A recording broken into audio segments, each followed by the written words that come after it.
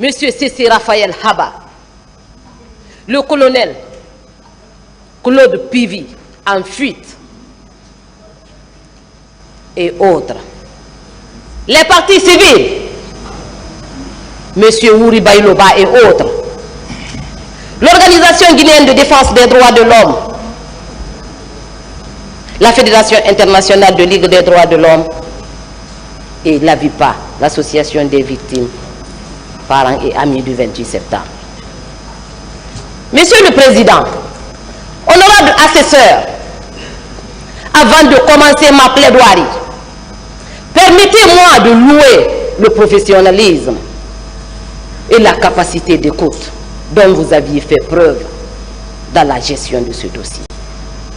Ce professionnalisme et cette capacité d'écoute ont permis le jaillissement de la vérité dans cette affaire dont votre tribunal criminel est saisi par ordonnance numéro 007/2017 du 29 décembre 2017.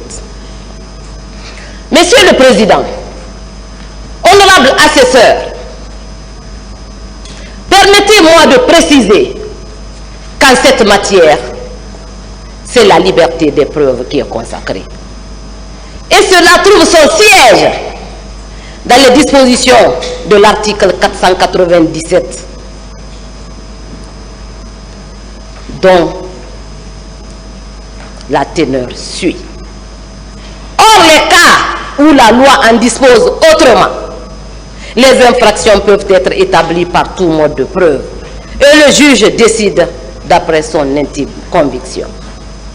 Le juge ne peut fonder sa décision que sur les éléments de preuve produits au débat et contradictoirement discutés devant lui. Monsieur le Président, honorable assesseur, je ne vais pas m'attarder sur les faits. Ce qu'il faut retenir, parce que ces faits ont été passés au peigne fin par mes prédécesseurs.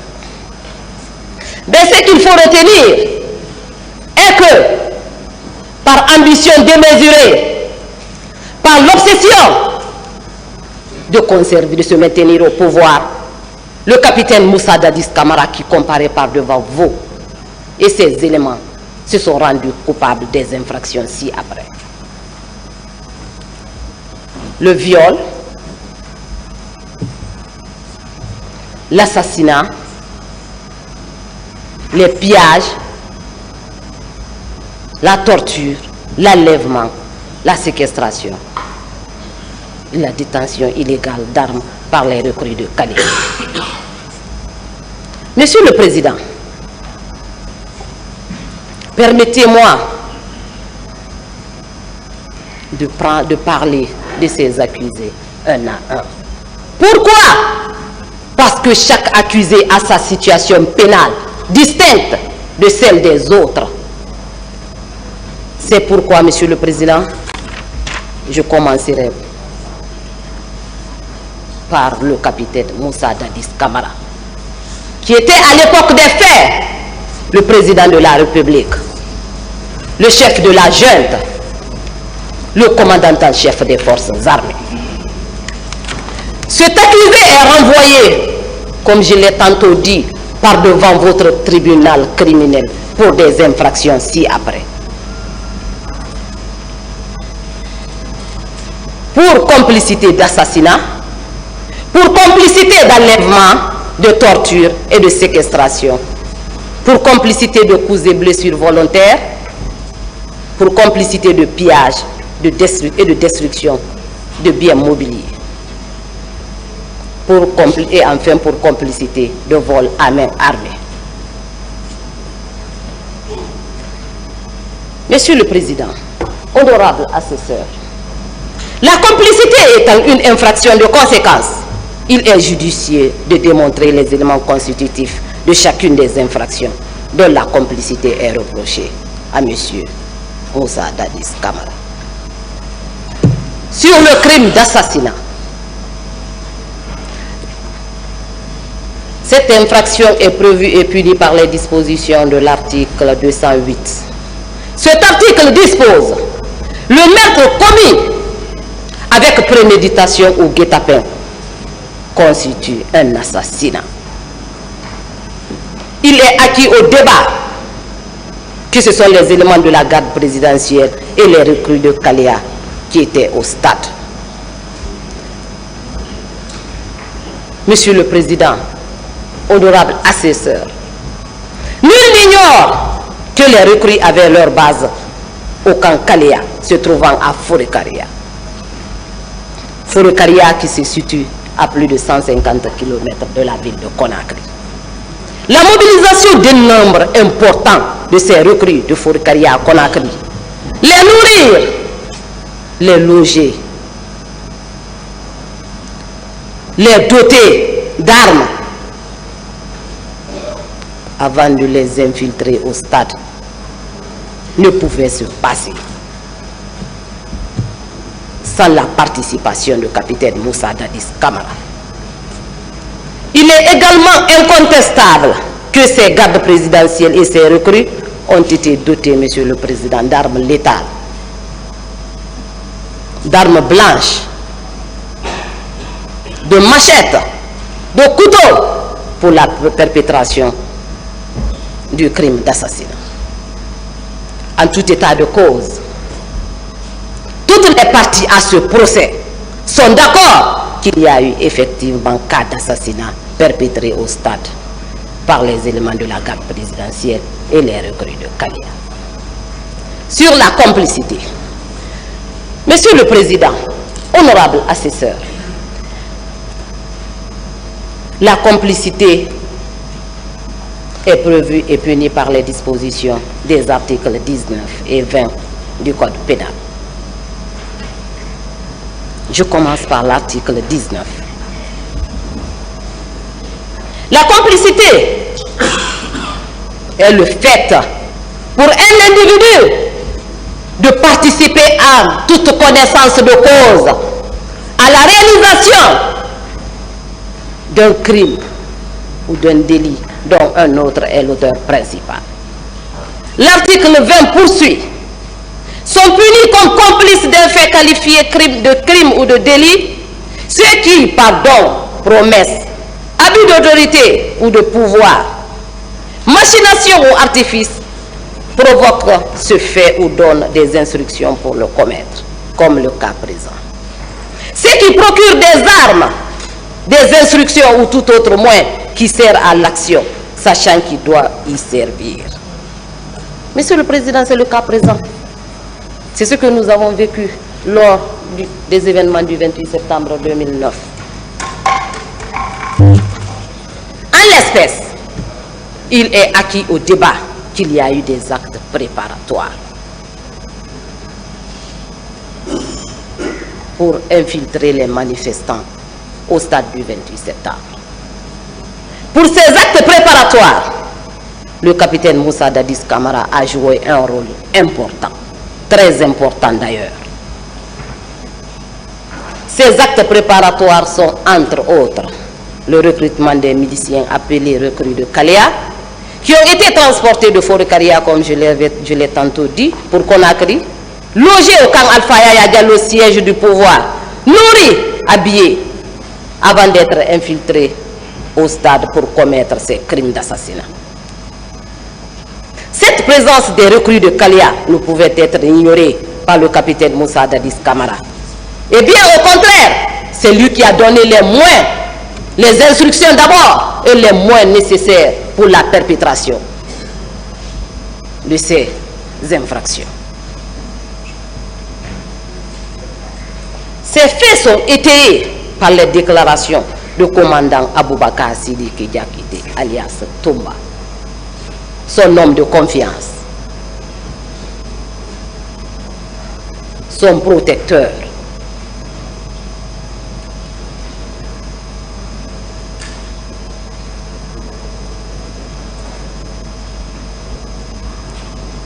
Monsieur Aboubakar Sidiki Diakité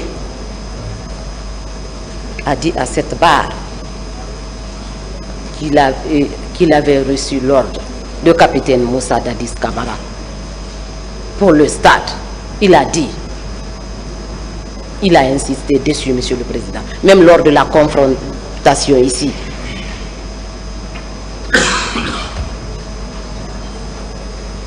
Monsieur Mamadi Soumaoro, l'un des témoins qui était au stade Kalia pour suivre sa formation militaire, a également déclaré que les recrues ont quitté les camps les 24 et 25 septembre 2009 pour être conduits à Conakry. Monsieur le Président, honorable assesseur, ces déclarations sont également confortées par celle de M. Youssouf dit Joly.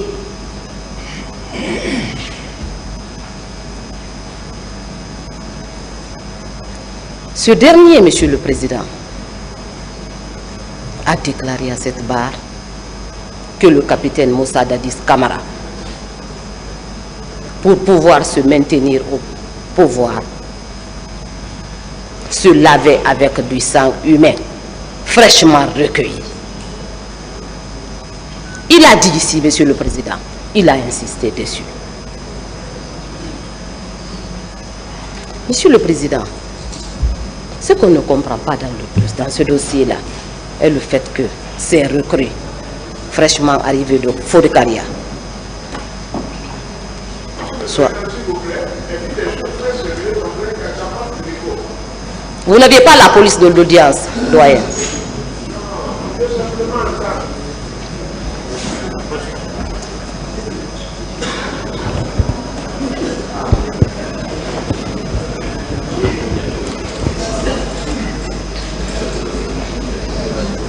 Monsieur le Président, honorable assesseur, lors de la projection des images ici dans cette salle d'audience, le commandant Aboubakar Sidiki Diakité alias Toumba... Vous faites de trop, hein, s'il vous plaît. Excusez, continuez. Merci, Monsieur le Président. Lors de la projection des images ici dans cette salle d'audience, le commandant Aboubakar Sidiki Diakité dit Toumba a déclaré que c'est le capitaine Moussa Dadis Camara qui lui avait donné l'ordre d'aller au stade pour agir. Le colonel Claude Pivi, dans son procès verbal d'interrogatoire du 10 septembre 2014, à la page 3, a déclaré que les hommes qui étaient au stade, à savoir le lieutenant Aboubakar Sidiki Diakité dit Toumba, Marcel Guilavogui, son adjoint, le colonel Thieboro et ses hommes relevaient directement du président de la République. Le capitaine Moussa Dadis Camara, sachant bel et bien qu'aucun de ces hommes ou de ces services n'était indiqué pour le maintien d'ordre, les a choisis et instruits avec des moyens appropriés pour aller perpétrer ces massacres. C'est ainsi, Monsieur le Président, honorable assesseur, qu'au petit matin du 28 septembre 2009, lorsqu'il a été informé que les manifestants affluaient au stade, il s'exclamait en ces termes: Toumba, le pouvoir est dans la rue. Ils vont le regretter. Il faut les mater. Comme si le pouvoir était un objet à ramasser.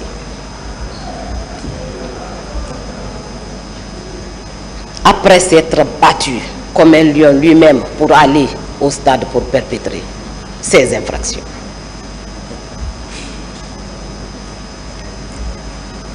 Ces gardes présidentiels, les recrues, les services spéciaux, fort des instructions et moyens donnés par le capitaine Moussa Dadis Camara, ont laissé d'abord les manifestants remplir le stade pour ensuite lancer l'assaut,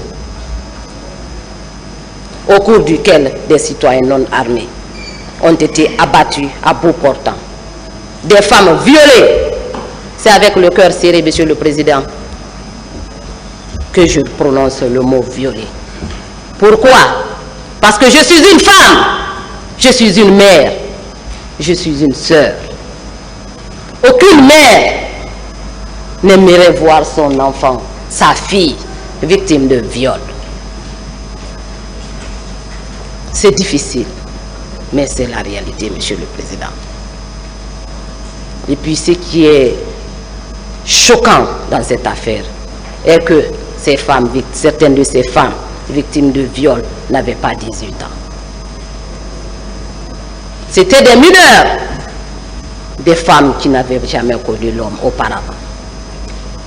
Je m'arrête là pour passer. Des femmes violées à ciel ouvert, des manifestants enlevés et conduits dans certains camps militaires où ils ont subi des tortures, des traitements cruels et inhumains. Et certaines femmes manifestantes ont été réduites en esclavage sexuel pendant plusieurs jours.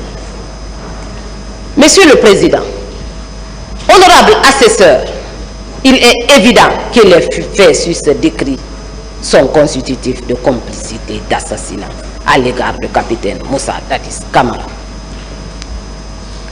Sur les enlèvements, séquestration, torture, sur la complicité. Ces infractions sont prévues et punies par les articles 303 et 232 du Code pénal. L'article 333 dispose: le fait sans ordre des autorités constituées et hors les cas prévus par la loi d'arrêter, d'enlever, de détenir ou de séquestrer une personne est puni de la réclusion criminelle de 5 à 10 ans. Si la détention ou la séquestration a duré plus d'un mois, la peine est celle de la réclusion criminelle de 10 à 20 ans. L'article 232 poursuit. Au fin de la présente section, le terme torture désigne tout acte par lequel une douleur ou des souffrances aiguës physiques ou mentales sont intentionnellement infligées à une personne. Dans ce cas de figure, il est acquis au débat que lorsque les militaires et les miliciens ont lancé l'assaut sur les manifestants, il y a eu une panique générale. Et certains de ces manifestants ont été enlevés et conduits au camp Alpha Yaya Diallo, au camp Makambo, anciennement appelé Kankundara, pour y être séquestrés et torturés. Ces faits sont soutenus par les déclarations de Sergent Paul Mansa Guilavogui dans son procès verbal d'interrogatoire à la barre et à cette barre, qui reconnaît que les manifestants ont été conduits au camp Makambo où ils ont subi des tortures, des traitements cruels et inhumains. Maître Souleymane Baldé, M. Khalid Diallo ont également déclaré avoir été enlevés et conduits au camp Alpha Yaya Diallo, siège de la présidence d'alors, où ils ont été séquestrés dans un conteneur hermétiquement fermé avec toutes sortes de tortures et de menaces. Ces faits sont les conséquences de l'exécution des instructions, aide et fourniture de moyens de capitaine Moussa Dadis Camara aux éléments de la garde présidentielle, aux services spéciaux de Kéboro et aux miliciens infiltrés.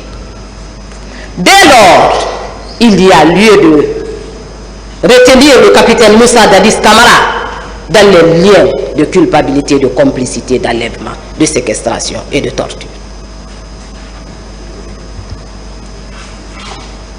Sur la complicité des coups et blessures volontaires et de pillage et de destruction de biens mobiliers.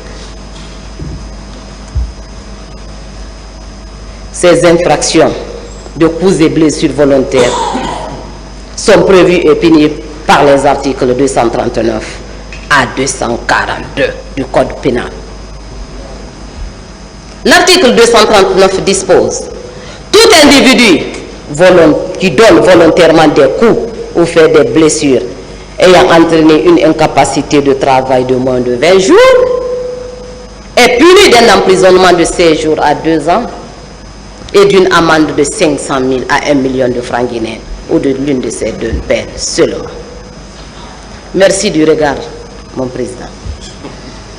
En l'espèce, nul ne peut contester qu'il y a eu des coups et blessures au stade du 28 septembre sur les manifestants. Les certificats, les actes, Monsieur le Président, versés au dossier peuvent l'attester. N'eût été le plan machiavélique monté par le capitaine Moussa Dadis Camara et exécuté par ces éléments, il est évident que ces infractions ne seraient pas commises à l'égard des paisibles citoyens. Dès lors, il y a lieu de le retenir pour la complicité des infractions dont je viens de faire état. Sur la complicité de vol à main armée, de procurer illégalement des armes et munitions aux recrues de Kalia, ayant servi aux crimes et délits commis au stade, tout en sachant qu'ils devraient y servir. Ces infractions dont la complicité est reprochée au capitaine Moussa Dadis Camara sont également prévues et punies par les articles 373, 848 et 849 du Code pénal. Il est acquis au débat que lors de la répression sanglante du 28 septembre 2009, qu'il y a eu des vols à main armée perpétrés par les hommes habillés et des miliciens sur les paisibles citoyens. Il est également acquis au débat, au regard des éléments contradictoires débattus, que les recrues venus de Kalia et les éléments de la garde présidentielle avaient été dotés d'armes blanches et d'armes létales pour lancer l'assaut. Ces faits sont confortés par des déclarations du commandant Aboubakar Sidiki Diakité dit Toumba dans son procès verbal d'interrogatoire du 23 mars 2017 à la page 5 en ces termes. Dans la même journée, le groupe de la garde parallèle, dont le capitaine Gono Sangari et autres, se sont dotés à partir du magasin d'importants lots d'armes. Lorsqu'ils m'ont trouvé avec un camion rempli de ces armes collectives et individuelles, ils m'ont dit que c'est le président Dadis qui a donné l'ordre. Ces armes ainsi que d'autres moyens ont été fournis par le capitaine Moussa Dadis Camara pour mater les manifestants.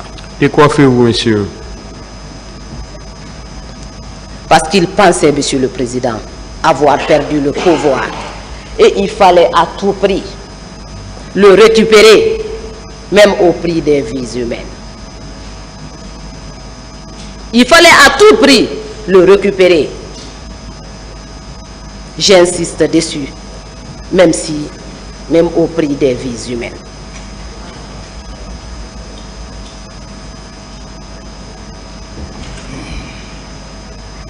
Monsieur le Président, honorable assesseur, dès lors, il conviendrait de le retenir dans les liens des infractions dont je viens d'énumérer.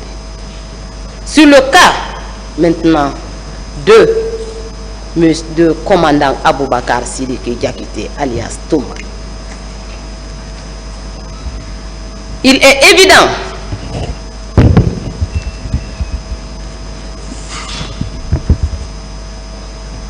au regard des éléments de preuve discutés contradictoirement à cette barre, qu'il sera retenu dans les liens de la culpabilité, d'assassinat, de complicité de viol et de complicité d'enlèvement, de torture et de séquestration.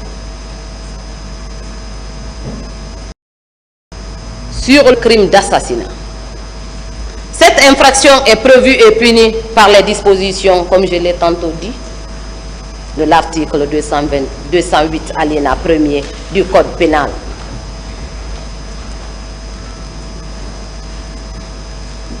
Dont je me réserve de reprendre la lecture. Ainsi, M. Toumba Diakité était au moment des faits le commandant de la garde présidentielle, l'aide de camp du capitaine Moussa Dadis Camara. À ce titre, il avait une influence directe sur ces hommes. Pourquoi? Parce que ces hommes relevaient directement de lui.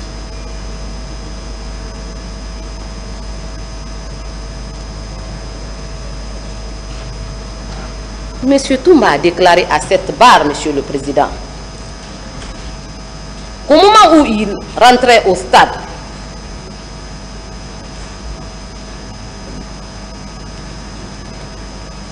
que le commandant Marcel et ses hommes,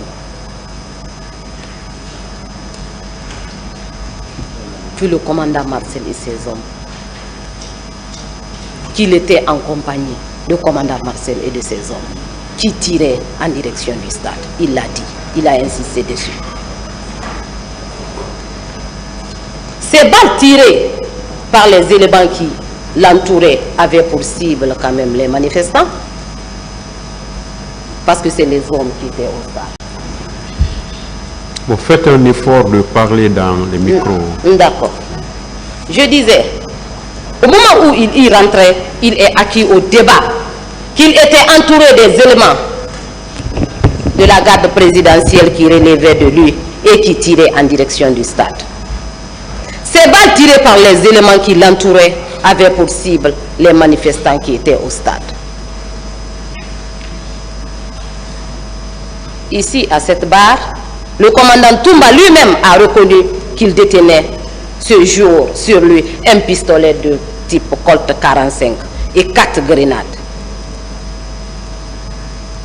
Ce pistolet est une arme létale qui a été utilisée par lui pour commettre un crime d'assassinat, le crime d'assassinat sur les manifestants non armés.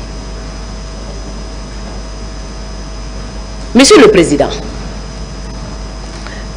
les éléments de la garde présidentielle qui étaient au stade n'avaient pas pour mission le maintien d'ordre. Donc rien ne justifiait sa présence au stade, si ce n'était que de mater, de massacrer les manifestants. Ces faits sont étayés par les déclarations de M. Blaise Gomo, consigné dans son procès verbal en date du 2 mars 2015 à la page 3. À l'arrivée de ces bérets rouges, je n'ai pu dévisager que le lieutenant Toumba. Il y avait 4 ou 5 pick-up de bérets rouges. Dès qu'ils sont descendus, ils ont encerclé Toumba avant de se mettre à tirer tout en se dirigeant vers l'enceinte du stade. Mamadou Sellou Dalen Diallo, dans son procès verbal d'audition de partie civile du 14 mars 2015, à la page 3, déclarait ceci. L'ambiance était bon enfant aussi bien à la tribune que sur les gradins. C'est dans ce contexte de réjouissance que les bérets rouges,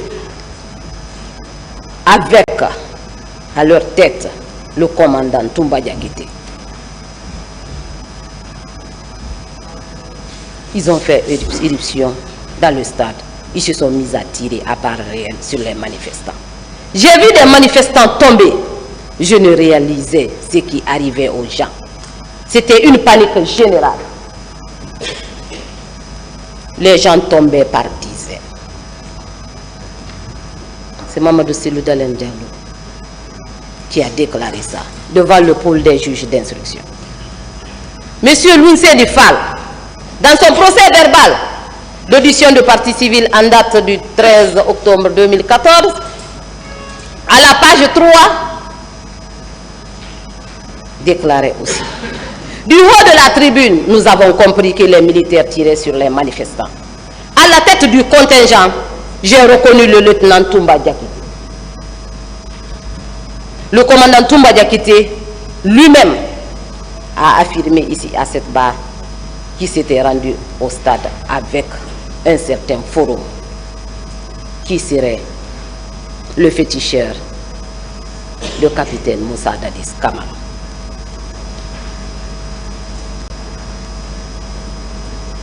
Alors que, lors de l'interview qu'il avait accordée à la RFI, il avait reconnu s'être rendu au stade avec un groupe de militaires pour agir et sur ordre du capitaine Moussa Dadis Kamara.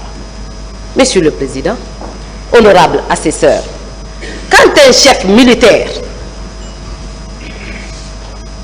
un commandant de la garde présidentielle, un homme qui est formé pour tuer, tient de tels propos, c'est-à-dire agir sur les instructions du président de la transition, la signification de cette expression n'est pas à rechercher ailleurs.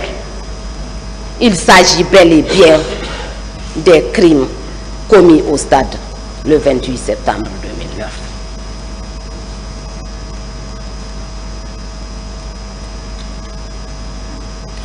Monsieur le Président, toutes ces déclarations sont confortées par celles de son supérieur hiérarchique, direct, de son patron, le capitaine Moussa Dadis Camara, dans son procès verbal d'interrogatoire. Dans son procès verbal d'interrogatoire, lui aussi, il déclarait ceci concernant son aide de camp, l'homme à qui il a fait confiance. À son arrivée au stade, j'ai constaté qu'il portait un blouson communément appelé parka, sur lequel étaient dissimulées plusieurs grenades et autres armes. À ma question de savoir pourquoi il a commis ces actes, il m'a réitéré qu'il ne me revenait pas de faire un tel travail et que ce qui a été fait, c'est son rôle. Monsieur le Président, honorable assesseur, ce faisceau d'éléments parmi tant d'autres est la preuve que les faits d'assassinat reprochés au commandant Aboubakar Sidiki Diakité alias Toumba sont constitués à son égard. Sur la complicité de viol. Le viol dont la complicité est reprochée à M. Aboubakar Sidiki Diakité alias Toumba est prévu et puni par les dispositions de l'article 268 du Code de procédure, du Code pénal, dont la teneur suit. Tout acte de pénétration sexuelle, de quelque nature qu'il soit, sur la personne d'autrui, avec violence, surprise et contrainte, constitue le viol. En l'espèce, il est acquis au débat que certaines femmes avaient non seulement été violées au stade, à ciel ouvert, mais aussi d'autres ont été enlevées et conduites au camp Makambo, anciennement appelé Kankundara, et au camp Alpha Yaya Diallo, où elles ont été réduites en esclavage sexuel, avec des cas de viol collectif. Ce qui est choquant, c'est le fait pour ces violeurs d'utiliser des bois, des bouts de canon et d'autres objets durs pendant l'acte sexuel.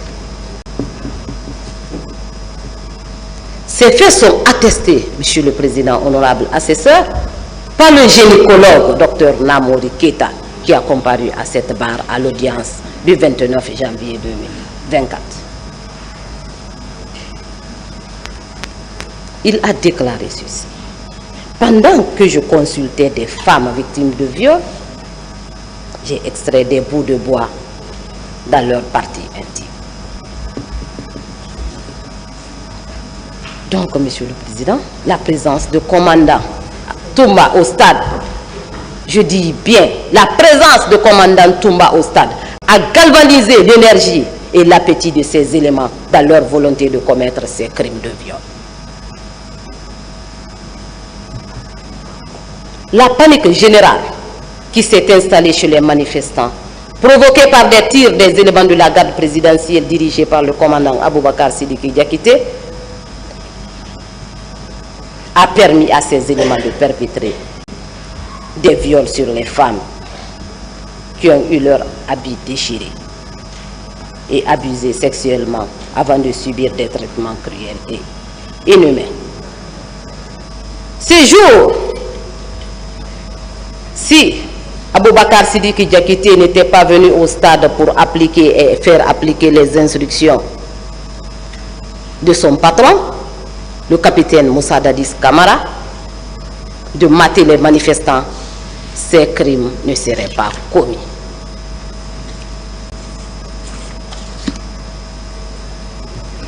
Monsieur le Président, honorable assesseur, l'instruction de Maté englobait pour le commandant Toumba et ses hommes l'assassinat, le viol, l'enlèvement, la séquestration et la torture.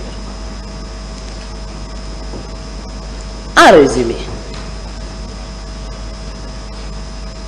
les militaires et miliciens dirigés par le commandant Toumba avaient la carte blanche de faire des manifestants tout ce qu'ils voulaient. C'est pourquoi il doit être retenu dans les liens de la culpabilité pour complicité de viol.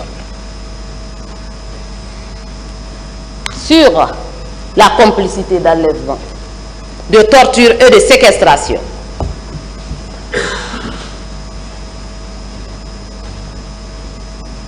ces infractions dont la complicité est reprochée au commandant Aboubakar Sidiki Diakité alias Toumba sont prévues et punies par les dispositions des articles 19, 303 et 232 du Code pénal, dont le contenu,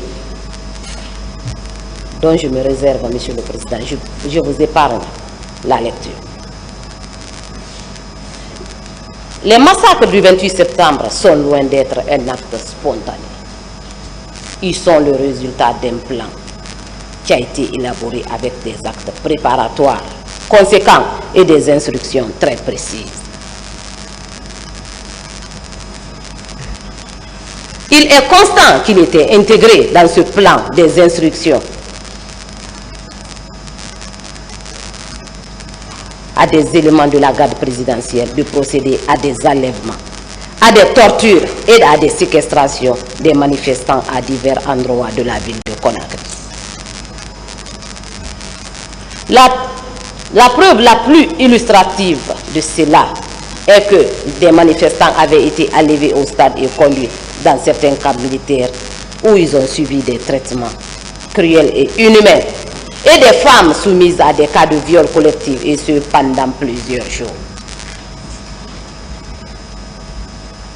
Comment tout cela pouvait se passer dans des camps militaires, notamment au camp Makambo, anciennement appelé le camp Koundara, et au camp Alpha Yaya Diallo, qui était le siège du pouvoir, sans que le commandant de la garde présidentielle et le président de la République ne prennent des dispositions pour y mettre fin et éventuellement sanctionner les auteurs. Les instructions qui ont été données à Touba de mater les manifestants ont été fidèlement transmises par ce dernier aux subordonnés et miliciens pour la commission de toutes les infractions reprochées. Monsieur le Président, honorable assesseur, ce faisceau d'éléments sus-relatés prouve à suffisance que les faits de complicité d'enlèvement, de torture et de séquestration sont constitués à l'égard du commandant Aboubakar Sidiki Diakité, alias Touba, qui comparaît par devant vous à cette barre.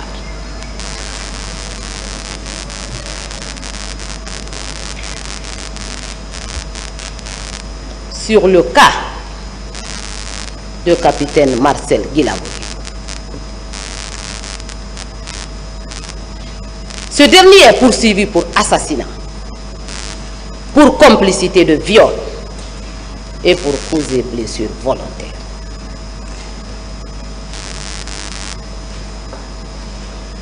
Sur l'assassinat, Monsieur le Président, honorable assesseur, quoiqu'il n'y avait pas un acte de nomination de capitaine Marcel Guilavogi, il est constant et acquis au débat qu'il était l'adjoint du commandant Toumba, qui était à son tour le commandant de la garde présidentielle. Sa qualité d'adjoint est reconnue par lui-même dans son procès verbal d'interrogatoire du 13 janvier 2010, à la page 2. Je cite: « Je travaillais comme adjoint du commandant Toumba. Mon travail quotidien consistait à servir de garde rapproché au président Dadis. Je ne voulais même pas que le président Dadis soit informé de ma maladie parce qu'il tenait bien à moi. Fin de citation. Ces déclarations ont été également confortées par celles du commandant Aboubakar Toumba Diakité, son supérieur hiérarchique direct. Ce dernier déclarait à la 4e page, je cite, « J'ai été nommé commandant de la garde présidentielle et Marcel Guilavogui a été mon adjoint. » Fin de citation.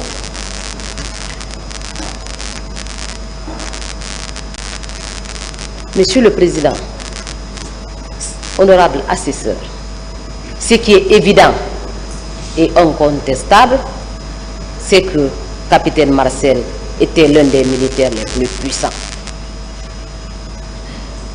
et les plus influents au moment des faits, compte tenu de sa proximité avec son oncle, le capitaine Moussa Dadis Camara.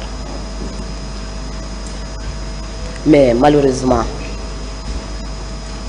le commandant Marcel Guilavogui a changé de maître. Mais érigeant la négation à moins de défense, capitaine Marcel Guilavogui, dans son procès verbal d'interrogatoire du 3 novembre 2010, et ici à cette barre, avait nié en bloc les faits mis à sa charge.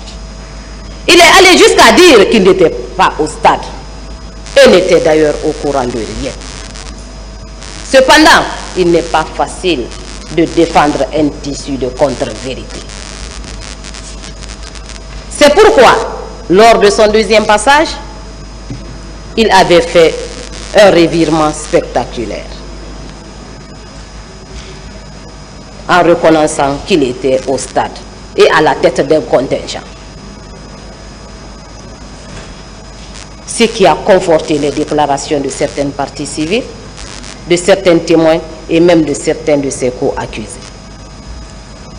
Une fois au stade à la tête d'un contingent composé de milices, de bérets rouges et de gardes présidentiels, les balles ont commencé à pleuvoir sur les manifestants, entraînant des cas de mort, des blessés graves et bien d'autres infractions.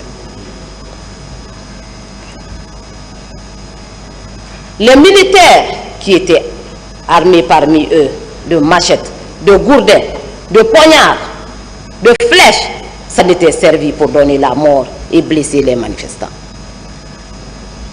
Les leaders politiques qui ont eu la chance d'être extirpés et conduits à l'hôpital pour y recevoir des soins adéquats ont été pourchassés par lui et son contingent. C'est ainsi qu'ils se sont retrouvés devant la clinique Ambroise Paris, où était admis. Et là, il a fait sortir la grenade. Il a enlevé la cuillère. Il a brandi la grenade comme un trophée de guerre pour dire devant la clinique, il n'y a pas l'homme, c'est moi qui commande. Si vous n'obéissez pas, je vais réduire cette clinique en cendres et les vautours viendront fêter la gloire des cadavres.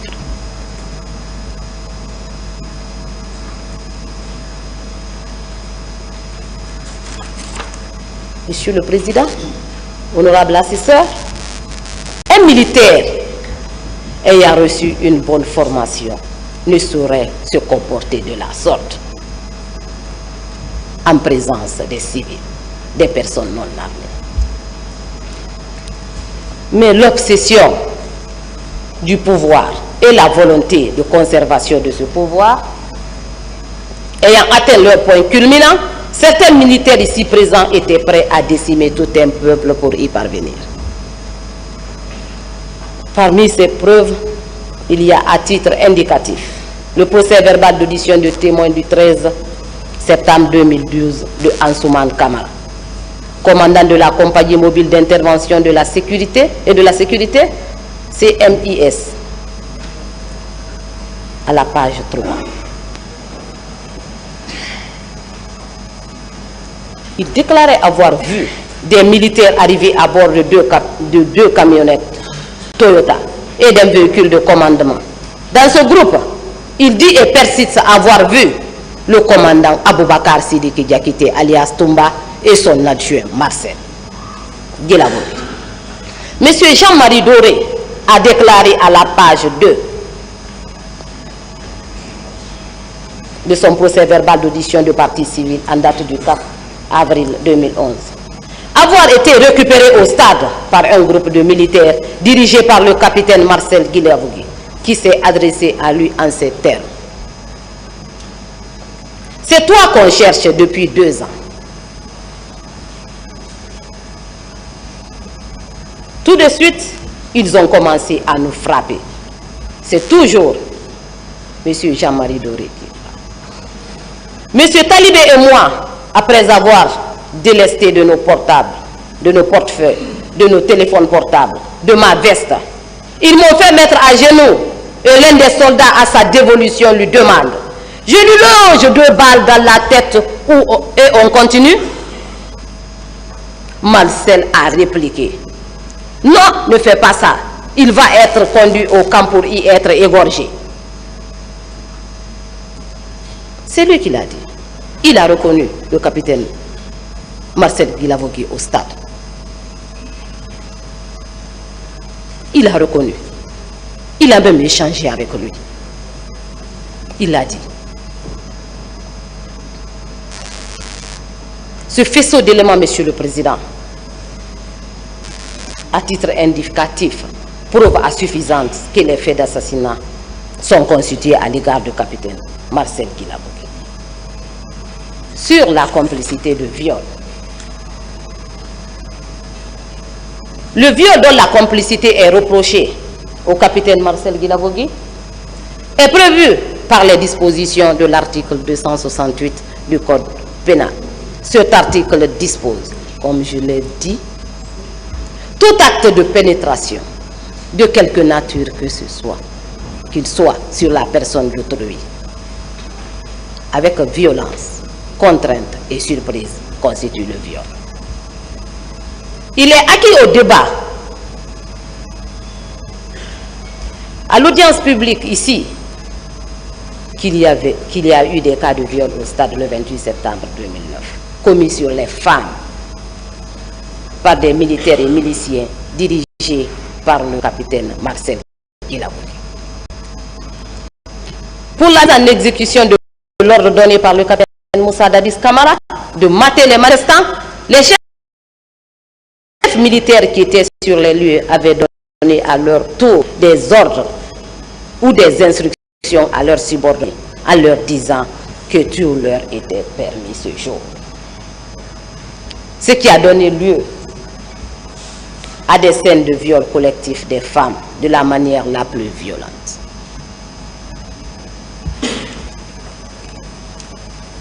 Cela est d'autant vrai qu'aucun de ces militaires n'a été sanctionné, ni par le capitaine Marcel, ni par un autre chef militaire.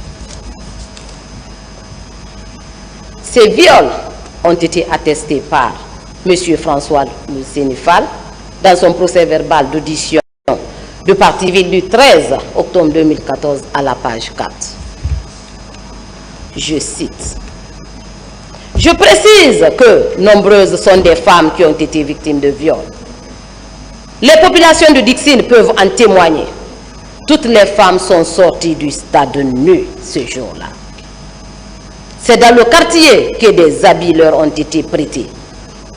Parmi ces victimes de viol, d'autres ont peur de se faire voir. D'autres refusent de faire par pudeur.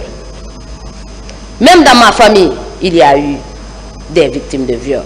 Je continue à accorder des traitements à certaines parmi elles. À la 5e page du procès verbal,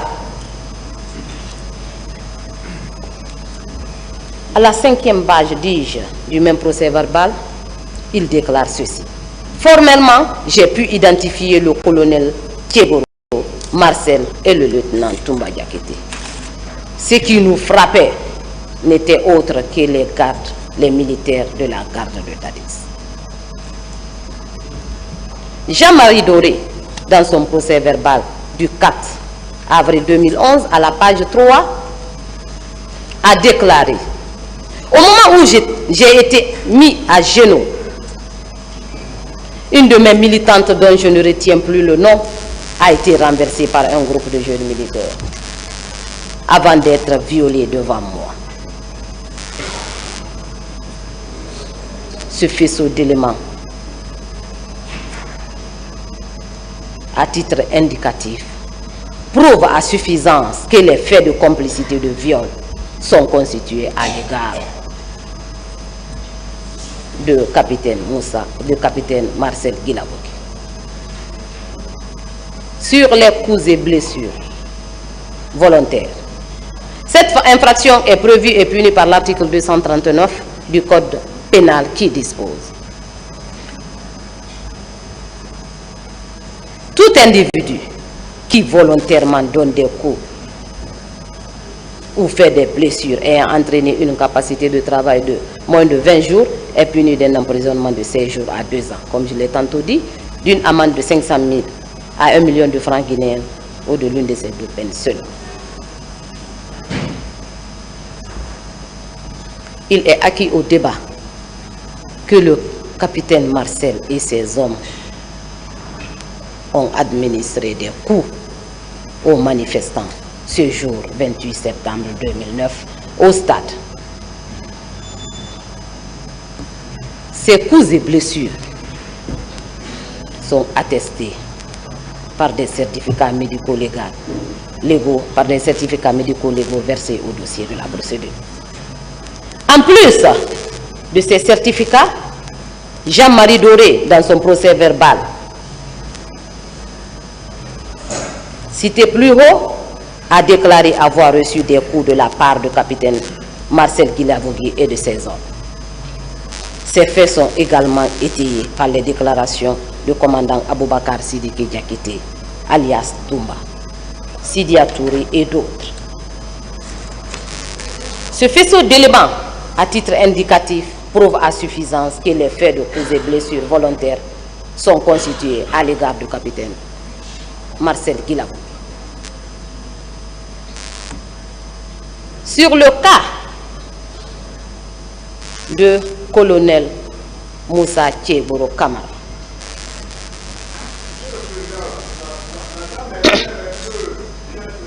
s'il vous plaît, maître, s'il vous plaît, vous pouvez arrêter ça? Est-ce que vous pouvez arrêter ça? Vous exagérez, hein, maître. Vous exagérez, s'il vous plaît, vous exagérez. Hein.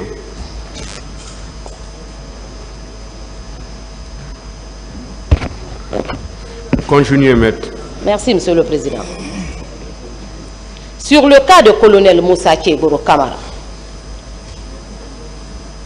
cet accusé qui apparaît à toutes les étapes de la mise en exécution du plan de ces crimes poursuivis serait retenu dans les liens de la culpabilité de complicité d'assassinat, d'enlèvement et de séquestration, de complicité de coups et blessures volontaires et de complicité de vol à main armée. Sur la complicité d'assassinat, colonel Moussa Tchéboro Kamara était le secrétaire d'État à la présidence chargé de la lutte contre la drogue et le grand banditisme. Et en tant que tel, rien ne justifiait sa présence au stade. Rien ne justifiait sa présence au stade. Si ce n'était que de mater les manifestants. Lui-même l'a dit à cette barre que son service n'avait pas pour mission le maintien d'ordre. Il a dit ici. Le colonel Blaise Gomo est revenu dessus. Il est acquis au débat.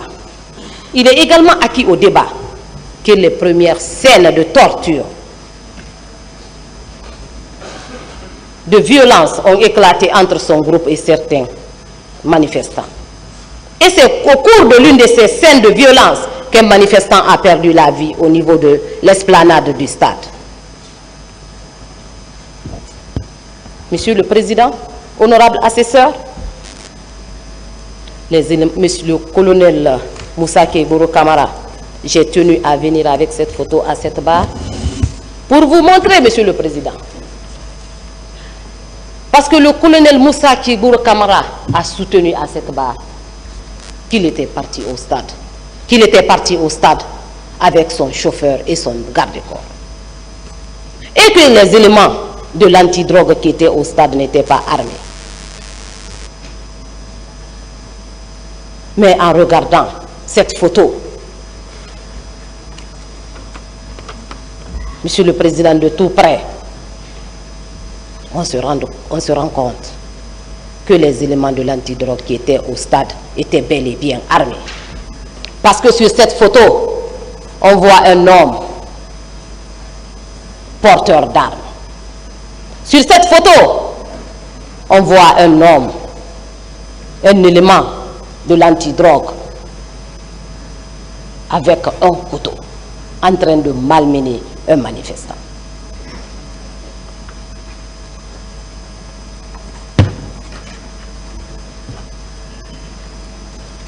Cet élément de preuve, Monsieur le Président, prouve à suffisance que le colonel Moussa Keïbouro Kamara était bel et bien au stade à la tête d'un contingent de gendarmes.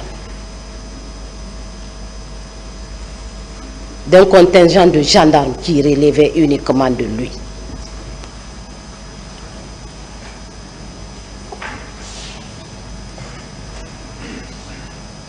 Les éléments de preuve, Monsieur le Président, comme je l'ai tantôt dit, sont à titre indicatif. Dans le procès verbal d'audition de témoins du 13 septembre 2013, à la page 3, le capitaine Ibrahim Sano, chargé de la planification au camp Alpha Yaya Diallo, au moment des faits, a déclaré: alors que nous attendions avec la gendarmerie au même rond-point, le ministre Keïbouro est arrivé dans les bandes de 13 heures et quelques pour nous dire que le président de la République n'est pas content. Et pour cause, les unités de police et de la gendarmerie ont démissionné. Sur sa demande, nous l'avons suivi. Pour vous dire, Monsieur le Président, qui est celui qui coordonnait et qui donnait des ordres aux éléments qui étaient au stade avec lui.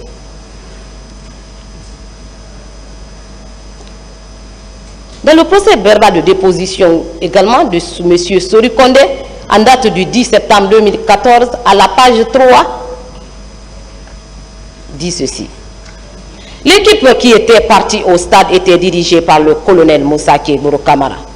Et cette équipe était composée d'une cinquantaine de gendarmes, y compris les policiers en civil qui travaillaient avec nous. Alors que dans son procès verbal d'interrogatoire, comme je l'ai tantôt dit, du 8 février 2012, le colonel Keïbouro Kamara, à la 6e page, je précise, déclarait qu'il était au stade avec son garde-corps, du nom de Sidiki Kamara. Le général Ibrahim Baldé, dans son procès verbal d'audition du 28 juin 2013 à la page 4, a déclaré ceci: c'est Keïbouro, en tant que ministre, qui donnait des ordres aux gendarmes qui étaient avec lui. Monsieur Mamadi Kondé, lors de la confrontation ici à cette barre, en date du 23 avril 2024, déclarait ceci: je confirme mes déclarations selon lesquelles Keïbouro a insulté les manifestants en disant de retourner et que celui qui insiste, il va le rentrer dedans. Lors de la confrontation en date du 23 avril 2024, M. Aboulaye Troaba déclarait ceci: lorsque M. Selou Dalen Diallo et moi étions dans le véhicule de colonel Moussa Keïbouro Kamara, je l'ai entendu dire au téléphone Nous sommes ensemble avec Dalin et c'est fini pour lui. Et quand j'ai voulu rétorquer, il m'a dit, si tu parles, j'enverrai une balle dans ta bouche.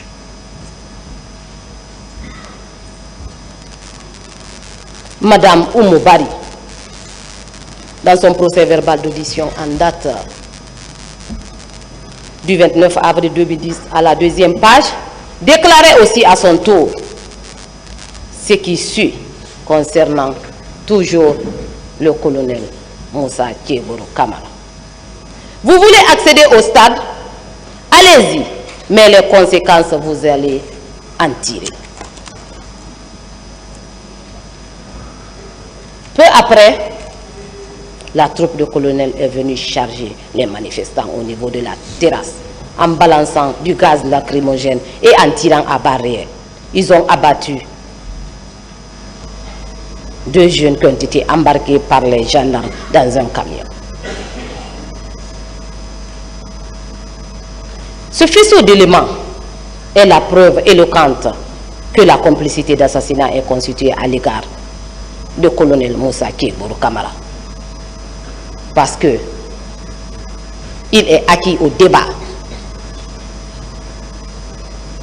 qu'il était au stade à la tête des éléments, de ces éléments armés jusqu'aux dents, et que ce sont ces éléments qui ont perpétré ces massacres. Sur les enlèvements et séquestrations,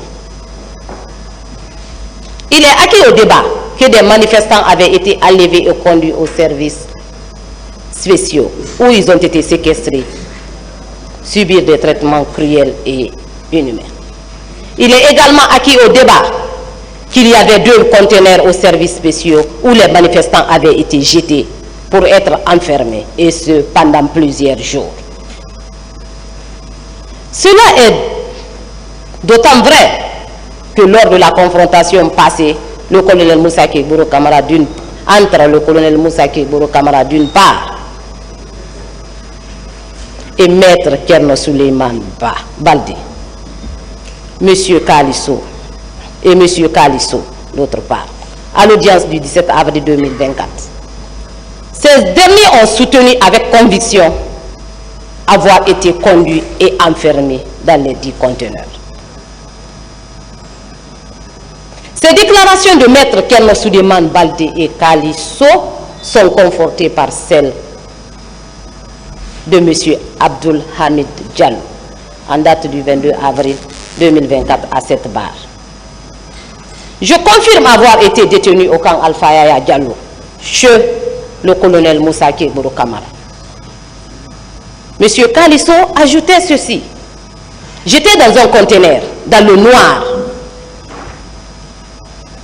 Aux environs de 2 h du matin, j'ai été sorti de ce conteneur, déshabillé, avant d'être soumis à un interrogatoire musclé par Kébourou et ses hommes, avec toutes sortes de menaces.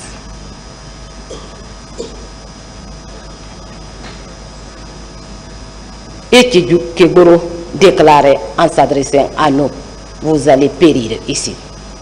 Ces éléments prouvent à suffisance que les faits d'enlèvement, de torture et de séquestration sont constitués à l'égard du colonel Moussa Kébourou Kamara.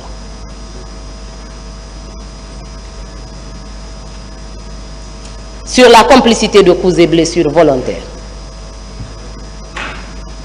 il est évident que le colonel Moussa Kébourou Kamara a dirigé un contingent de gendarmes et de bérets rouges au stade du 28 septembre 2009.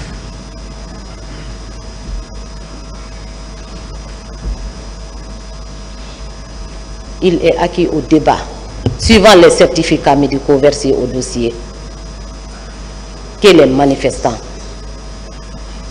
avaient été matés au stade. En plus de ces certificats, il y a des témoignages concordants qui attestent ces faits. Parmi ces témoignages, il y a celui de Mme Fatou Sike Kamara, directrice de CHU de Donka, au moment des faits, qui a déclaré ceci: les services d'urgence de l'hôpital Donka ressemblaient ce jour-là à une boucherie.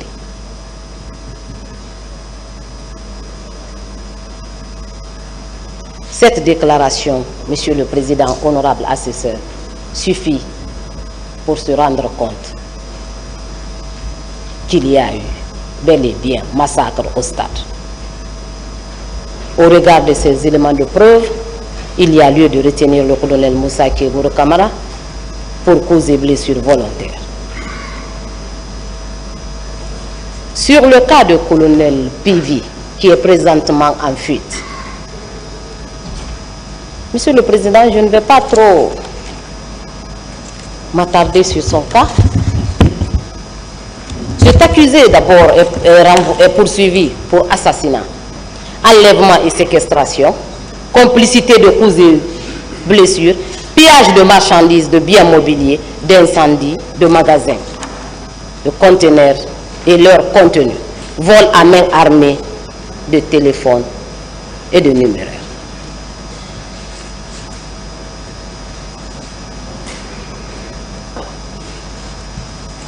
Monsieur le Président, sur le crime d'assassinat, il est acquis au débat que le 28 septembre 2009, le colonel Pivi, à la tête d'un contingent, était dans les rues de Conakry.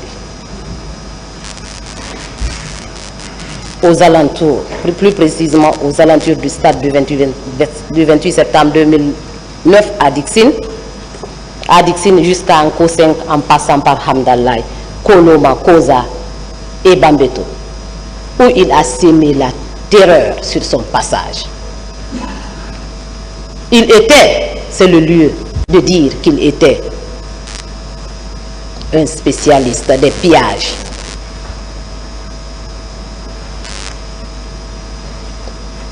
Monsieur le Président, cette infraction d'assassinat est prouvée à l'égard du colonel Claude Pivi par des photos choquantes, produites au débat et contradictoirement discutées devant vous. Monsieur le Président, j'ai également pris la peine de venir avec ces images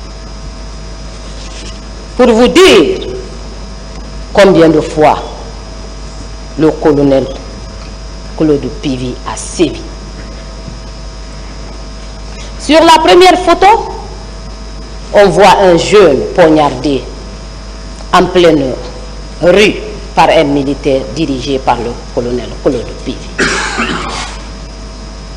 Cette photo a été produite au débat. Et je pense que c'est à cause de cette photo que le colonel Pivi a pris la fuite. Sachant bien qu'il n'y avait pas d'échappatoire pour lui. Permettez-moi, Monsieur le Président, avec votre permission, de lire le commentaire qui a été fait par le journaliste qui a pris la peine de prendre ces photos.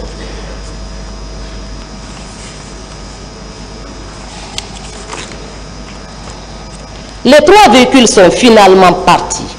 Ils ont laissé 2 soldats, ainsi que le jeune qui se vidait de son sang sur le sol. L'un des militaires restés sur place avait un poignard. Il s'est approché du jeune homme et l'a frappé à 3 reprises, près du cœur, dans le ventre et au dos.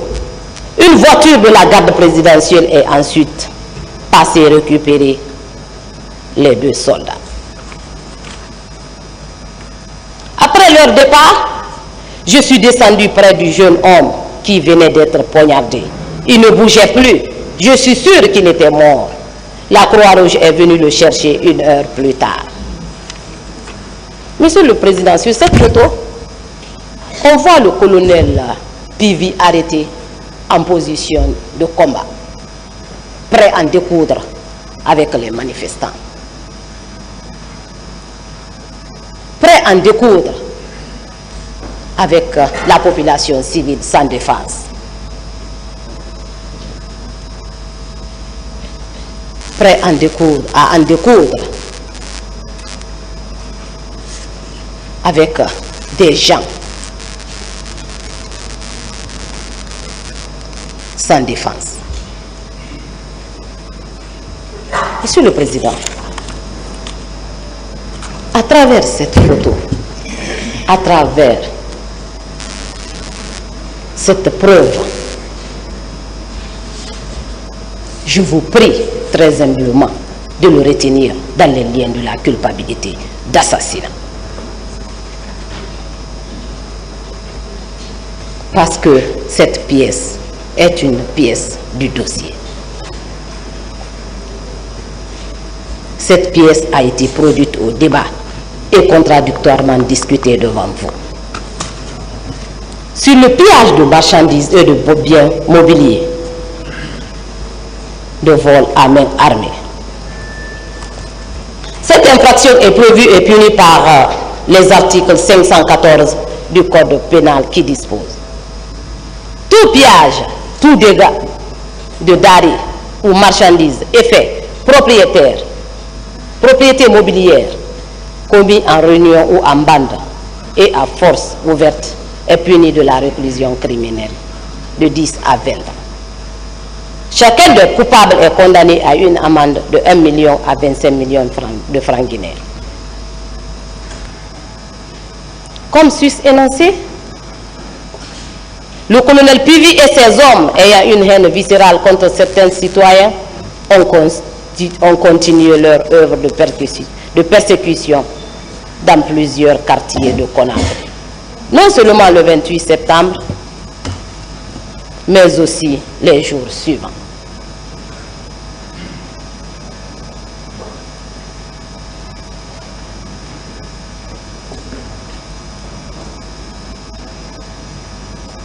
C'est aussi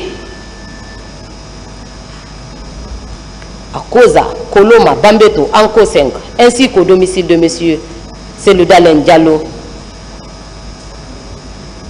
que le capitaine, le colonel Claude Pivi,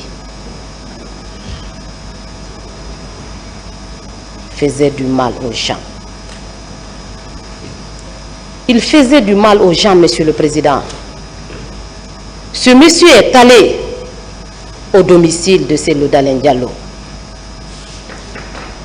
Tout pied est emporté. Même le véhicule de ce dernier n'a pas été épargné.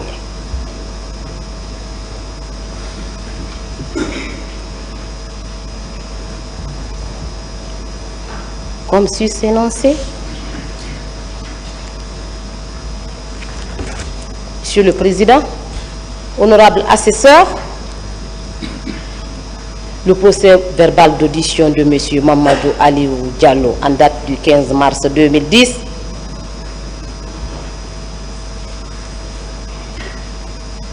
le prouve à suffisance. Dans ce procès verbal, ce dernier déclarait: quand j'ai été appelé que les militaires étaient en train de gâter les boutiques à Koza, immédiatement j'ai pris le chemin pour venir voir mon magasin. J'ai été empêché par la présence des bérets rouges. Je précise que mon ami Chérif Ba a été arrêté par des gendarmes sous ordre de Pivi pour être déposé au camp. Le lendemain des événements, nous sommes revenus pour faire le constat. Nous avons observé que tout était saccagé. Ce faisceau d'éléments, parmi tant d'autres, est la preuve que les faits de pillage et de vol à main armée sont constitués à l'égard de Claude Pivi.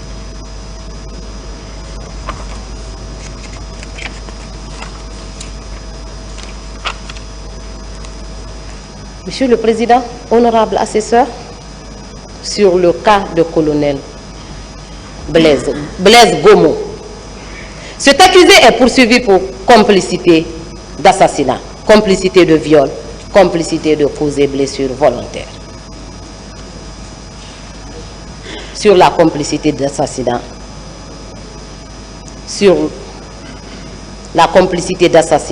et la détention illégale d'armes par les recrues de Kalia. Il est acquis au débat que le colonel Blaise Gomo était au stade à la tête d'un groupe de gendarmes. Il est également acquis au débat qu'il était fréquent au camp de Kalia pour le rassemblement des recrues. Ce sont ces recrues qui ont sévi au stade. Pour preuve, lui-même a reconnu ici à cette barre qu'il était au stade à la tête d'un groupe de gendarmes. Et M. Mamadi Soumaoro, l'un des témoins, a signé et persisté. L'un des témoins clés même a signé et persisté que le colonel Blaise Gomo était très fréquent au camp. Il participait aux différents rassemblements, que d'ailleurs il était chez lui.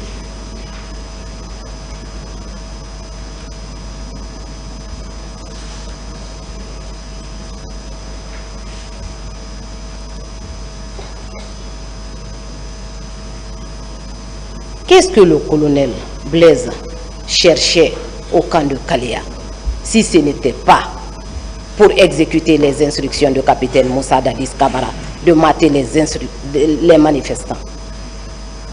Rien ne justifiait sa présence et la présence de ces hommes au stade ce jour 28 septembre 2009.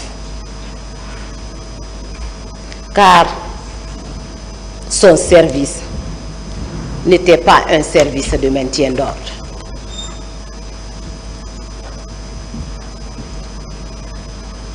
On lui a même posé la question, Monsieur le Président, à cette barre. Si ce jour-là au stade, il y avait les grands bandits, il a répondu par la négation.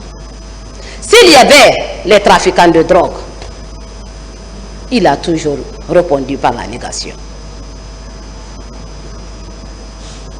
Alors, qu'est-ce qui justifiait sa présence au camp à la tête d'un contingent, si ce n'était de mater, de massacrer les manifestants? Ce faisceau d'éléments prouve également à suffisance que les faits de complicité, de viol, que les faits de complicité, d'assassinat, de détention illégale, d'armes par les recrues de Kaléa est constitué à son égard. Sur la complicité de viol,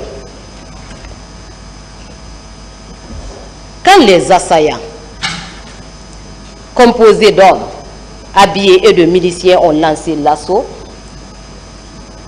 sur les manifestants au stade, un climat de panique générale a été créé et les hommes ont été récupérés. Et les hommes ont été récupérés au même titre que les femmes.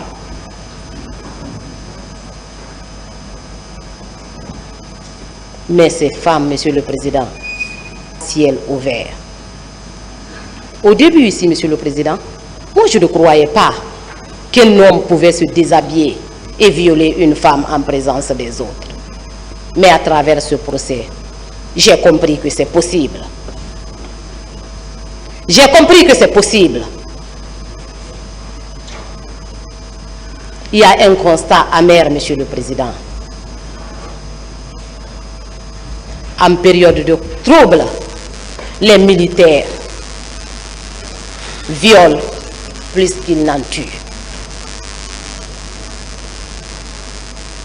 Ce jour-là, Monsieur le Président, ces femmes ont été violées à ciel ouvert, devant le regard impuissant des autres femmes. Je l'ai dit ici, que c'est la pire des choses qui peut arriver à une femme, le viol.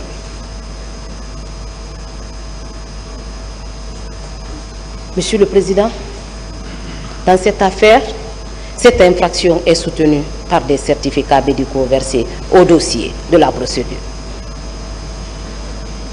Ce faisceau d'éléments prouve à suffisance que les faits de complicité de viol sont constitués à l'égard de Blaise Gomo. Pour avoir pris les éléments de l'antidrogue, parce que lui-même, il a reconnu à cette barre qu'il était à la tête d'un contingent de gendarmes. Aller au stade pour perpétrer ces infractions. sur le cas du colonel Abdoulaye Chérif Diaby.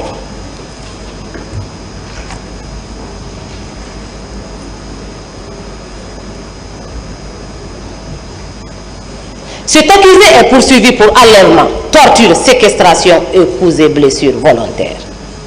Il est acquis au débat que lorsque les blessés graves avaient été admis au service d'urgence de l'hôpital d'Onka, le colonel Abdoulaye Chérif Diaby, ministre de la Santé au moment des faits, était venu là-bas avec des militaires.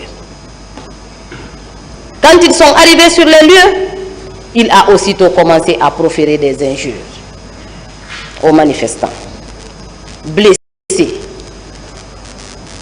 avec toutes sortes de menaces. Allant plus loin, sous son ordre, certains blessés graves ont été embarqués dans des camions et d'autres ont reçu des coups de pied, sémant ainsi la terreur, au point que certains manifestants blessés étaient obligés de fuir de l'hôpital pour avoir la vie sauve.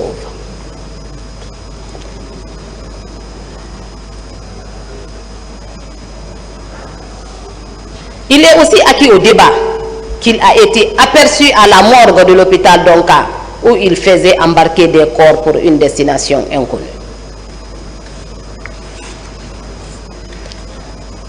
Ces infractions sont prouvées à l'égard du colonel Abdoulaye Chérif Diaby à travers les déclarations de M.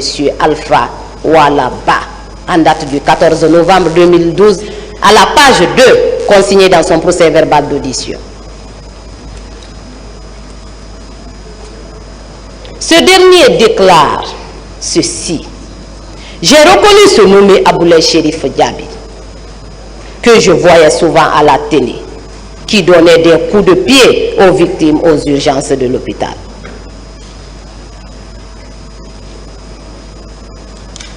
Madame Patousike Kamara, ex-directrice de l'hôpital d'Onka, a déclaré avoir entendu les médecins urgentistes dire qu'effectivement, Abdoulaye Chérif Diaby donnait des coups aux blessés graves admis aux urgences ce jour 28 septembre 2009. Monsieur le Président, honorable assesseur, jusqu'à date, les corps enlevés et embarqués dans des camions sous l'ordre de Abdoulaye Chérif Diaby n'ont pas été retrouvés et restitués aux parents.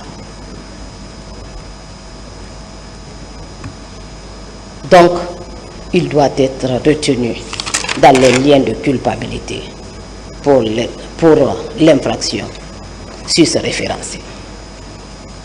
Sur le cas de Paul Mansa Guilavogi, cet accusé est poursuivi pour détention et séquestration de manifestants, de traitements cruels et inhumains. Ces infractions sont prévues et punies par les dispositions des articles 232 et 303 du Code pénal. Il est à noter que quelques jours avant le 28 septembre 2009, Paul Mansa Guilavogi a abandonné son service à Kanga pour venir rester au camp Makambo, où il était retenu et où il a été retenu par Joseph Makambo, l'un des gardes rapprochés du capitaine Moussa Dadis Kamara.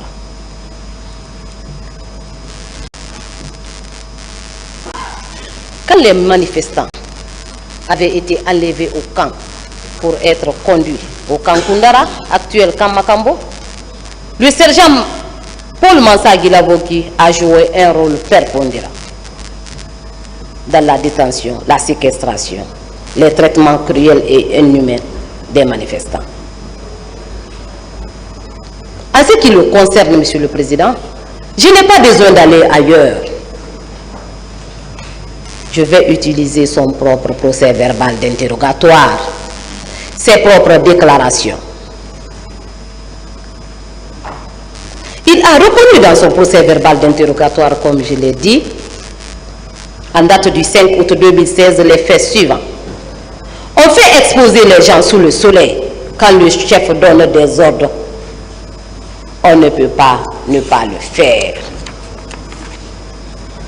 Toujours,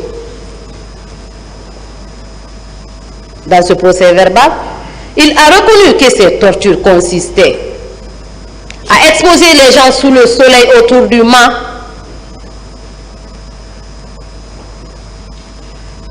c'est lui qui parle, hein, et à les frapper avec des matraques.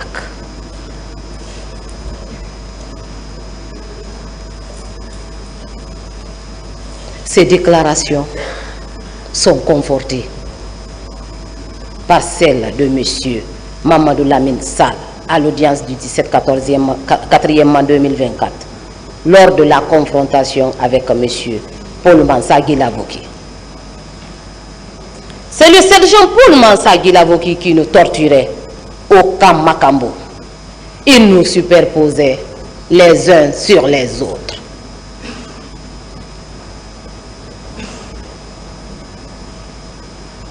Il ne pouvait pas avoir de sentiments pour nous. C'est lui-même qui procédait aux tortures.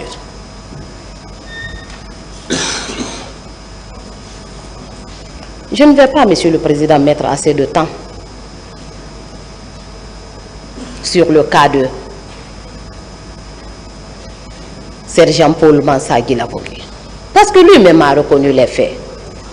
Parce qu'il a employé le mot « on ». Il a employé le mot « on ». On ne peut pas être plus royaliste que le roi. Donc, au regard de ces éléments de preuve, il est évident que ces crimes sont établis à son égard. Sur le cas de colonel Ibrahima Kamara Di Kalonzo, cet accusé est poursuivi pour assassinat et complicité de viol. Sur l'assassinat,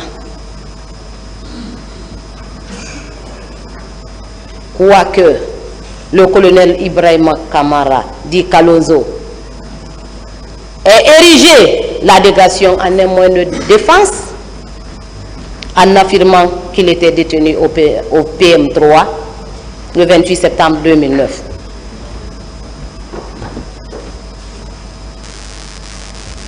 Mais, Monsieur le Président, honorable assesseur, il y a des éléments factuels qui prouvent qu'il n'était pas détenu à la maison, au PM3 ce jour. Il n'a jamais versé au débat une preuve quelconque pour attester qu'il était effectivement détenu au PM3 ce jour. Mieux, il a été dénoncé par le capitaine Sori Kondé en service au moment des faits au secrétariat chargé de la lutte contre la drogue et le grand banditisme.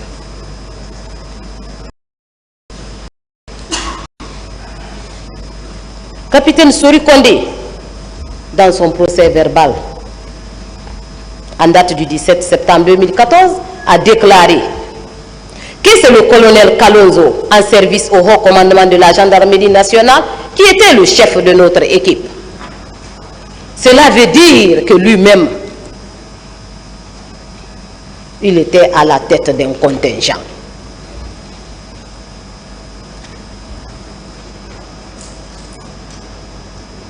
Le capitaine Sori Kondé, Monsieur le Président, n'avait pas intérêt à dire des contre-vérités.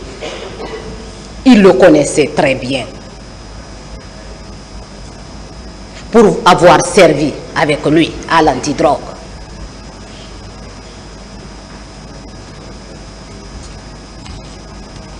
Mais le colonel Kalonzo, quant à lui, a soutenu à cette barre qu'il était au PM3 du 3 août au 6 novembre 2009, alors que son témoin cité, en l'occurrence, le colonel Tamba Gabriel Diawara, a soutenu ici mordicus qu'il a été nommé au PM3 le 21 octobre 2009 et que cette date n'a pas trouvé le colonel Kalonzo à ce service. qui est pire,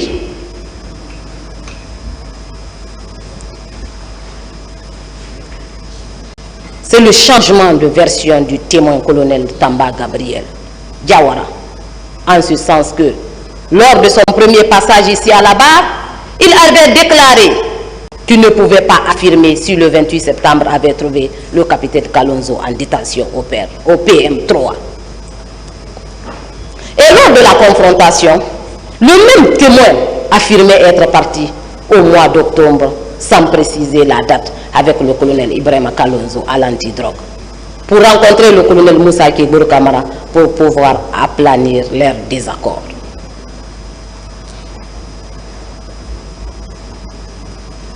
Ce qui est évident, le colonel Ibrahima Kamara dit Kalonzo n'a jamais déclaré, ni dans ses procès-verbaux d'audition, ni à la barre, à cette barre, qu'il y a eu des antécédents entre lui et le capitaine Sori Kondé, qui pouvait pousser ce dernier à le dénoncer gratuitement.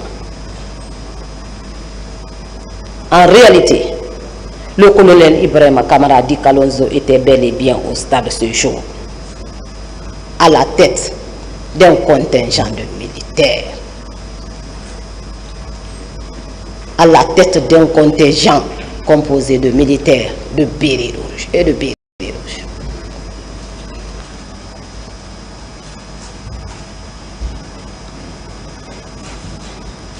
Pour perpétrer ces massacres.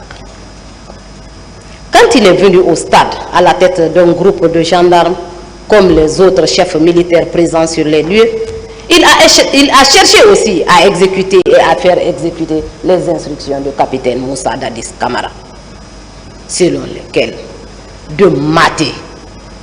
Et je vous avoue, Monsieur le Président, les manifestants avaient vraiment été matés.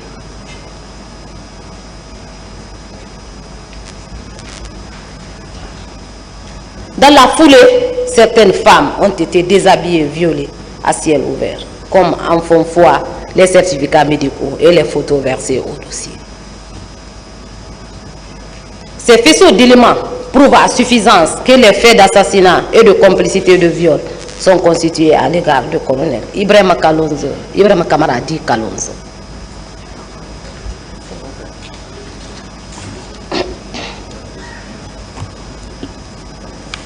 Sur le cas, excusez-moi Monsieur le Président, sur le cas de Mamadou Aliou Keita,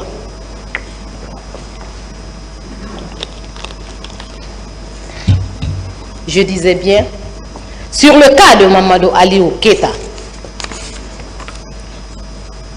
cet accusé qui est poursuivi pour viol, infraction prévue et punie par l'article 268 du Code pénal.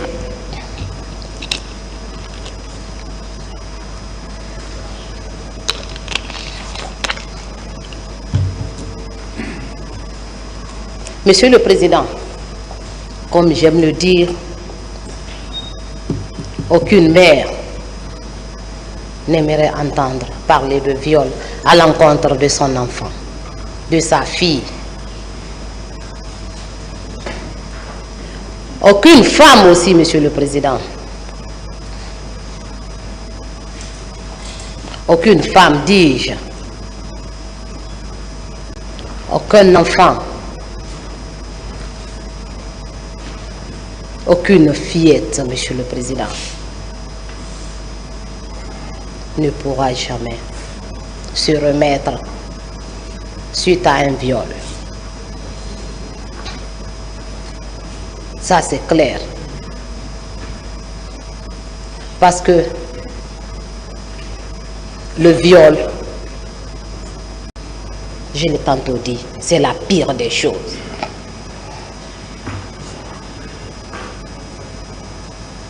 Vous comprendrez, Monsieur le Président, les déclarations contradictoires de l'accusé Marji Chef, Mamadou Aliou Keita, prouvent à suffisance que les faits mis à charge sont bel et bien constitués à son égard.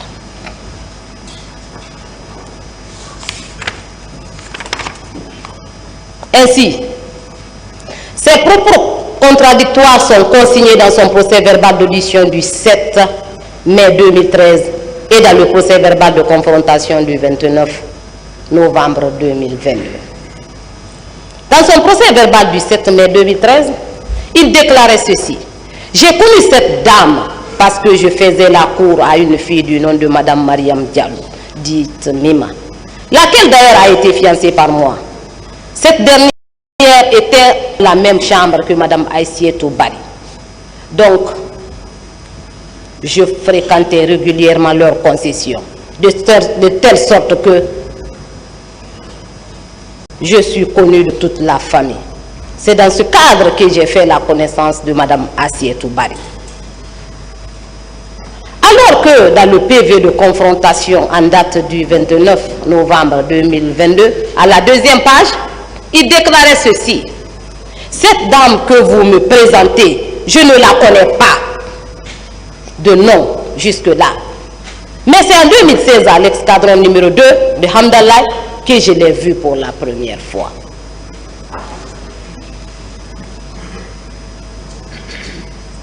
Monsieur le Président, honorable assesseur, il est également à noter que M. Mamadou Aliou Keita n'était pas le seul gendarme au stade. Il était évident qu'il se connaissait, qu'il se connaît bel et bien avec Mme Aïssietou Bari, parce qu'ils vivent dans le même quartier. En plus, M. Mamadou Aliou Keita avait fiancé Mariam Diallo, qui était de la même famille qu'Aïssietou Bari, avec laquelle elle partageait le même lit. Ce qui voudrait dire que Aïssietou Bari ne peut jamais se tromper sur la personne de Mamadou Aliou Keita.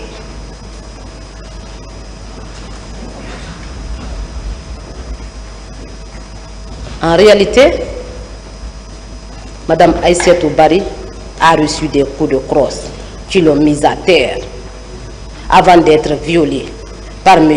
Mamadou Aliou Keita.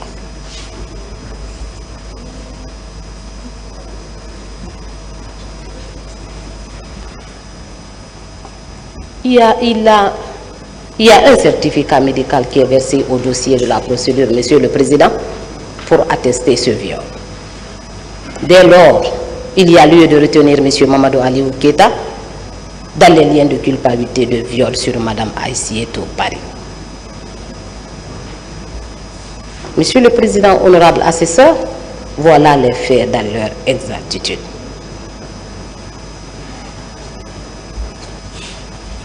Monsieur le Président, après avoir démontré les éléments constitutifs des infractions poursuivies, il serait judicieux de démontrer la requalification.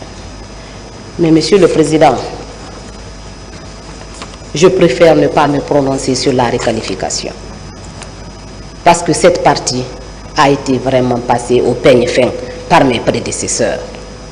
Mais ce qu'il faut retenir à ce niveau aussi, dans le secret de votre délibération, en ce qui concerne la requalification, pensez à l'application des dispositions des articles 7 et 28 du Statut de Rome. Sur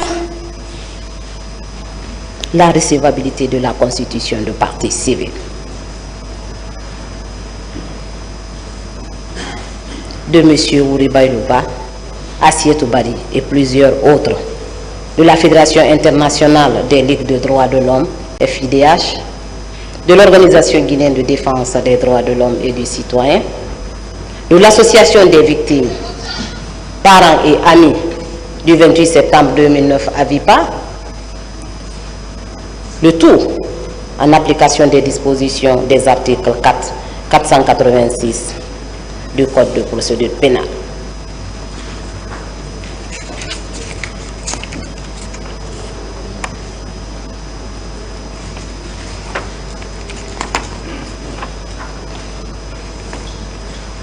Monsieur le Président, je veux vous épargner la lecture de ces dispositions. Je vais aller directement au vif du sujet. Au regard de ces dispositions légales pertinentes, il est à bon droit de recevoir M. Ouriba Ilouba et autres en leur constitution de partie civile. Monsieur le Président, honorable assesseur, les préjudices causés aux victimes par les infractions dont vous êtes saisis sont énormes. Des centaines de nos concitoyens voulant exprimer leur opinion politique ont été abattus comme des gibiers. Certains ont été poignardés à l'aide des armes blanches qui sont devenus des handicapés physiques et moraux à vie. Certaines personnes assassinées ont laissé derrière elles des familles qui sont juste là, sans soutien financier ou moraux, et dont les enfants sont victimes de déviance pour faute de moyens de subsistance.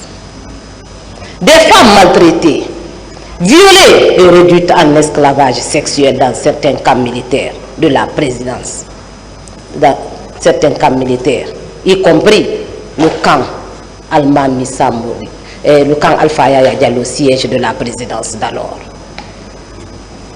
Monsieur le Président, honorable assesseur, certaines de ces femmes violées ont contracté les grossesses non désirées, des maladies sexuellement transmissibles, y compris le sida. D'autres ont vu leur foyer se désintégrer à jamais.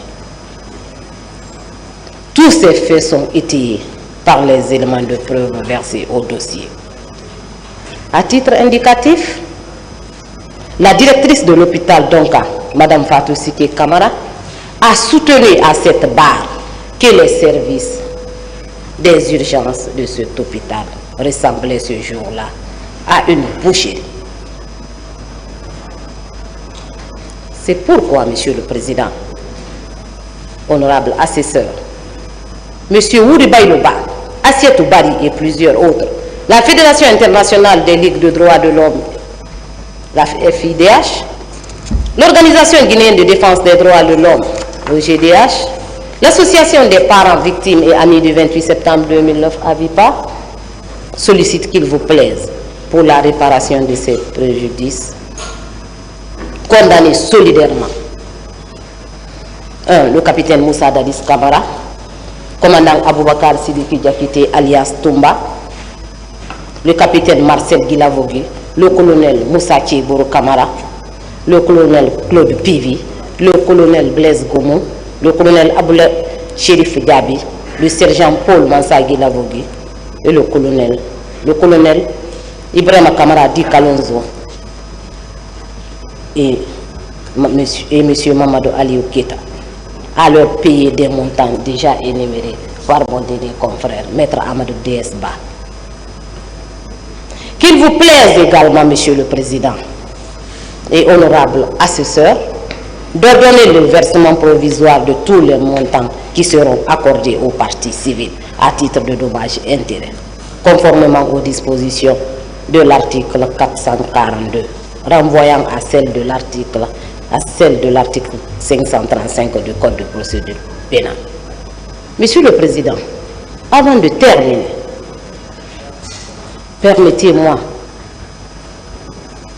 de rendre un vibrant hommage aux victimes, parce que ce sont elles qui ont souffert dans leur âme, dans leur chair. Permettez-moi par la même occasion de remercier mon cher et aîné confrère Maître DSBA, qui a bien voulu m'accorder le privilège d'être parmi les avocats de la partie civile. Sans oublier également